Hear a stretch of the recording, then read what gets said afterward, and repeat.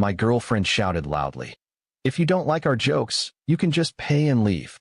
I smiled calmly and said, "Of course, you gave me the option." I stood up, took my car keys, and walked out, paying only for my own meal, leaving everyone else stunned. A little while later, one of her friends texted me, "Do you know what everyone said after you left?" I'm 30 years old, and I've been with Rachel for 4 years. 4 years of what I thought was solid. We met at a gym, of all places. She was on the treadmill next to me, and we struck up a conversation about how both of us hated cardio, but did it anyway because we felt obligated to. That evolved into coffee dates, real dates, and eventually a relationship that I genuinely believed was heading somewhere permanent. We had talked about moving in together, about marriage, about the future. I had even started secretly looking at engagement rings online, which now feels pathetically naive in retrospect. I work in software development, nothing glamorous, just remote work from home mostly. I'm decent at what I do, and I make enough money to live comfortably. I'm not rich by any means, but I'm stable. Rachel worked in marketing at a mid-sized tech company downtown. We had a good life together. We'd have dinner at our favorite spots, spend weekends hiking, or just lounging around the apartment. It felt normal and safe. The red flags, I realize now, had been there for months. They're always there, aren't they? You just don't want to see them. Rachel had a group of friends, Claire, Natalie, and this guy named Derek who always seemed to be around a little too much. I never thought much of it at first. She was social, had a good friend group, and I wasn't the jealous type. We trusted each other, or so I thought.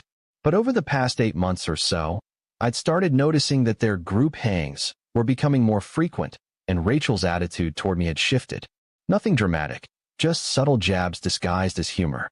Jokes about how I didn't understand her sense of humor, how I was too serious, how I didn't get what her friends found funny.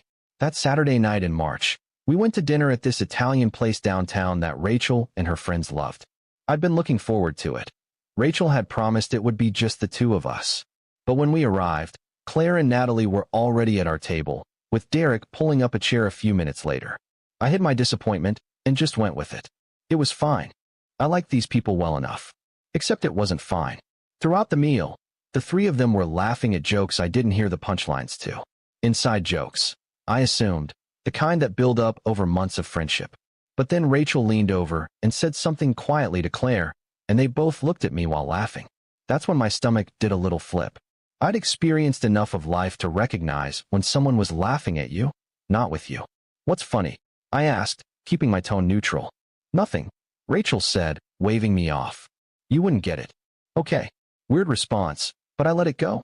I picked at my pasta and tried to engage in conversation, asking Derek about a project he was working on at his startup. He gave me the bare minimum responses, clearly more interested in the group dynamics happening around him.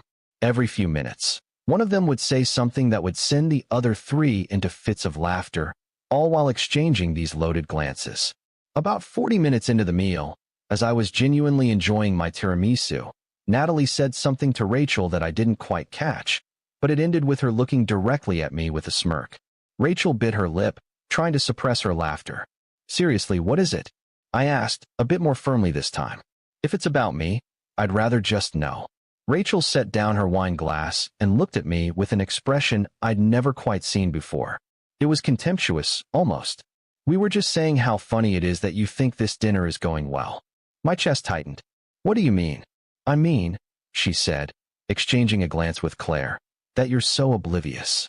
You don't even realize how out of place you are right now." Derek laughed, actually laughed, and I felt something crack inside me. Not violently, just a clean break, like a piece of glass separating cleanly under pressure. "Rachel," I said quietly, "what's going on?" She leaned back in her chair, and that's when the real toxicity started leaking out. "What's going on is that I'm tired of pretending. Tired of your boring stories about code. Tired of your stupid hiking trips. Tired of acting like this is something I want to keep doing." The table went quiet. Even Claire and Natalie seemed taken aback. "You've had 4 years to figure out who you are," Rachel continued. "And you're still the same guy you were when we met. No ambition. No growth. Just this." She gestured vaguely at me. I set down my fork. My hands were shaking slightly, but my voice stayed calm. "Is there someone else?" That felt like the real question underneath everything. Rachel's face flushed, and that was all the answer I needed. It's not what you think, she started. It's Derek, isn't it? I said. Derek suddenly became very interested in his plate of risotto. It's not. Look, it's complicated. It's really not, I said. I looked at her directly. For 4 years, I've been trying to build something with you. I've been faithful, supportive, present. And you've been lying to my face while sitting across from me at dinner, making jokes about how stupid I am for not catching on. Rachel's expression hardened. If you don't like our jokes, you can just pay and leave. That's when something inside me settled. All the anger, all the confusion, all the desperate grasping at what I thought we had. It just crystallized into something clean and simple. Acceptance. The relationship was dead. This moment wasn't the beginning of the end. It was the end itself. Everything else had been the slow decay. I smiled. I genuinely smiled. Of course. You gave me the option. I stood up slowly, reached into my wallet, and pulled out my credit card. The waiter came over, and I asked for separate checks. I paid for exactly what I had ordered, my pasta, my wine, my tiramisu, and I tipped well because none of this was the waiter's fault. I took my time doing this, not out of drama, but because I was being methodical. I was treating this the way I'd treat any project at work. Identify the problem, execute the solution, move on. I looked at Rachel one last time. I'm done, I said simply. I'll pick up my stuff from the apartment tomorrow when you're at work. I'm sure you'll be relieved. Then I walked out. And honestly, the weirdest part was the relief that flooded through me as I walked to my car. The panic I thought would come didn't. Instead, there was just clarity. Update when I didn't hear from Rachel until 2 days later. She called me at 11 p.m. on a Monday night while I was at my brother's place, where I'd been crashing. She was crying, absolutely falling apart. What were you thinking? She demanded through tears. Just walking out like that? Do you know how humiliated I felt? Do I know how humiliated you felt? I repeated, not bothering to hide the disbelief in my voice. Rachel, you publicly mocked me and confessed to cheating on me in front of your friends. I'm sorry you felt humiliated, but that's kind of on you. I wasn't cheating, she said, her voice suddenly sharp. It only started after that dinner. So Derek was just what, a coincidence? You suddenly decided to explore things with him the day after you demolished our relationship at a restaurant. Silence on the other end. I thought so, I said. Look, I'm not interested in litigating this. It's over. I'll collect my things, and we can go through the logistics of separating our lives. We have a lease, she said quietly. 3 months left. I'm aware, I said. I'll pay my half until the end of the lease term. After that, I'm done. You can have the apartment, the furniture, whatever. I just want out. She started crying harder. I didn't want it to end like this. Then you shouldn't have spent the last 8 months disrespecting me and humiliating me in front of your friends, I said. I was surprised by how calm I sounded. But we don't always get what we want, do we? I hung up after that. She called back twice more that night, but I didn't answer. The next morning, I drove to the apartment while Rachel was at work.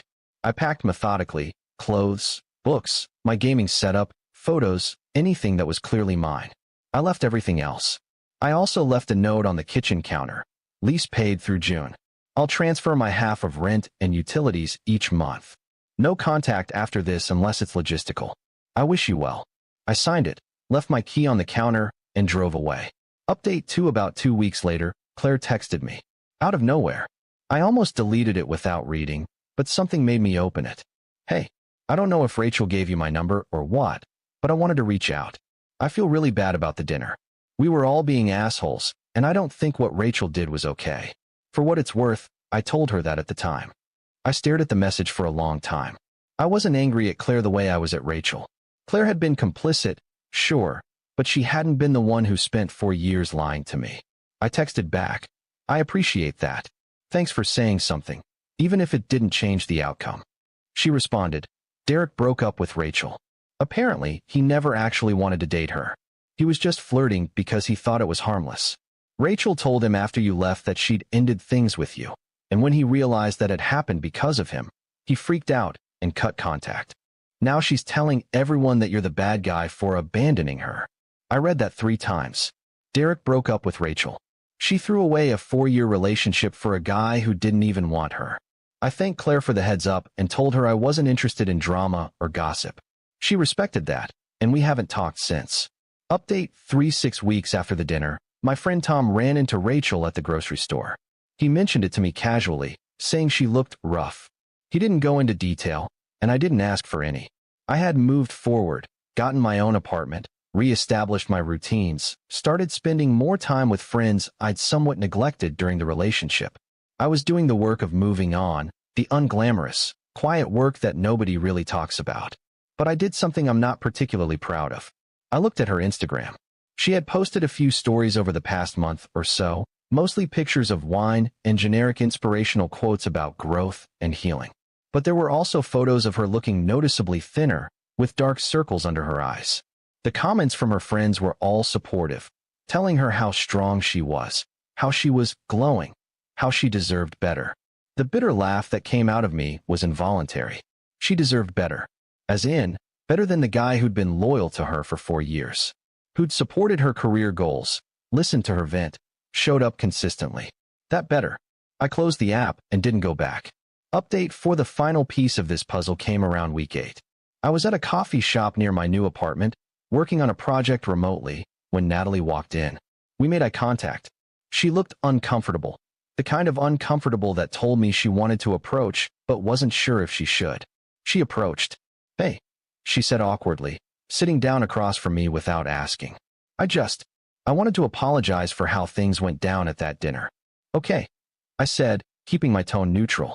"We were being cruel," she continued, "and I felt guilty about it ever since. Rachel had been kind of venting to us about relationship frustrations, and we got caught up in the drama of it. But that doesn't excuse what we did. You didn't deserve that." I set down my coffee. "What I want to know," I said carefully, "is whether you all were laughing at me specifically, or if you were just caught up in group dynamics and happened to target me."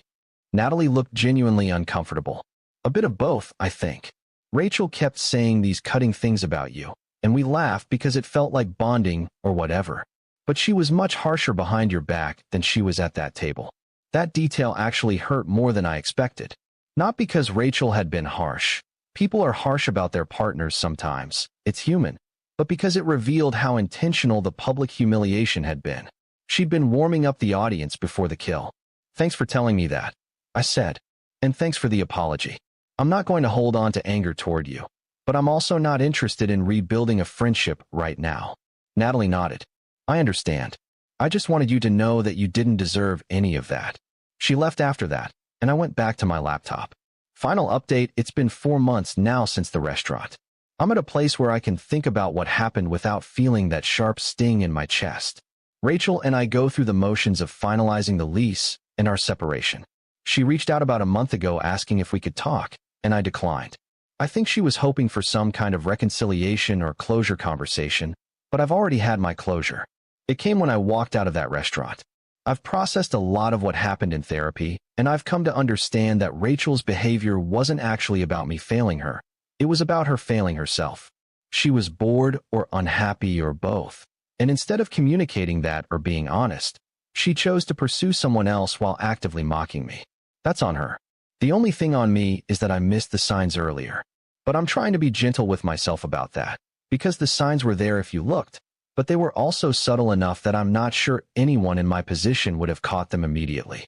The apartment separation is complete as of last week. We divvied up mutual friends through the awkward process of them choosing sides, though most people have stayed neutral. Derek has apparently moved to Los Angeles for a startup opportunity and hasn't spoken to Rachel since he ended things with her. Claire and I occasionally like each other's Instagram posts. Not hostile, just acquaintances now. I'm dating again, slowly. There's this woman named Sophie who I met through a friend. We've been on 3 dates, and it's moving at a pace that feels sane and reasonable. I'm taking my time and being intentional about what I'm looking for in a partner. I'm not rushing into anything, and I'm paying attention to how people treat me early on, because apparently that's an important skill I should have developed years ago. Rachel apparently told mutual friends that I was emotionally unavailable and that she felt abandoned when I moved out. I heard this through the grapevine, and instead of being angry about it, I just felt tired. The narrative people create about their own lives is always theirs to construct. I know what happened. That's enough. What I know now is that sometimes you can do everything right and still lose something. Sometimes people you love will hurt you deliberately. And sometimes the bravest thing you can do is walk away quietly, without anger, without needing to win an argument or prove a point. You just leave, pay for your own meal, and move forward into whatever comes next. Edit 1. I'm getting a lot of DMs asking why I didn't fight harder for the relationship. The truth is I did fight for 4 years. The fighting ended when I realized I was the only one doing it. Edit 2. Someone asked if I still care about Rachel. The honest answer is, not really. Not in a vindictive way. I genuinely don't think about her much anymore. She exists to me now the way a character from a book I read a long time ago exists. Real while I was reading it, but not particularly relevant to my present.